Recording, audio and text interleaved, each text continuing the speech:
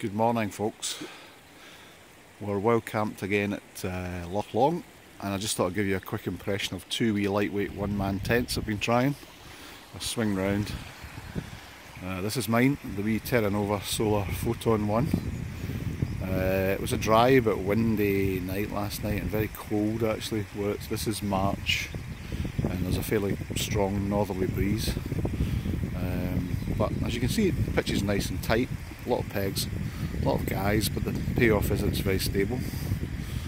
I'll show you just inside, just to give you an impression of the room. Looking down towards the foot space, up towards the top. Storage space, not a heck of a lot. I had a little lantern on last night here, and then just food and things stored right along the edge of the tent. So not a huge amount of room, but nevertheless a nice comfortable night. And just for comparison, I'll swing you around this outside the tent, show you. You really want to pitch the tail into the wind for maximum stability on this thing. As it turned out during the night, I was getting hit full side on the door side, so there's a strange kind of noise of cellophane vibrating in the wind, which I think is just because the fly sheet is so tight and thin. I'll take you over now to James's tent. He's got a big Agnes Fly Creek 1 UL, his first night out in this. Immediate comparisons actually are that he probably has a wee bit more shoulder and body room inside.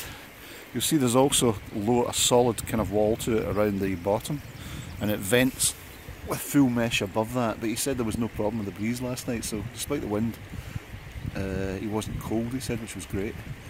It probably has a bit more storage room at the front, though when we closed it we decided it's probably pretty scary to try and cook in it. So like mine, you'd really want to cook outside, I think.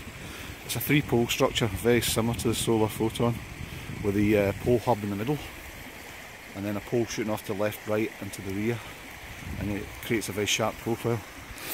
And inside, the biggest problem we thought with the Fly Creek is the lack of headroom at the front. I'll swing round and try and show you this. There we go, that's looking out.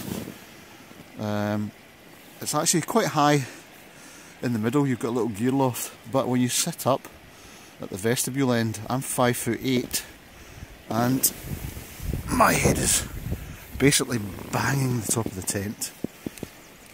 But other than that, nicely made little tent as well. Again, about 800-900 grams, fully packed. And I'll take you a quick look outside. Excuse the shaky camera work. Just give you a quick walk round to finish. Plenty of guy points, you can see it's quite stable. Flapping a wee bit, but it's alright.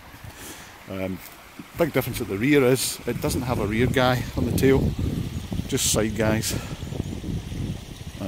But they're both really good tents, and we're both decided we're very happy with them and we'll hang on to them.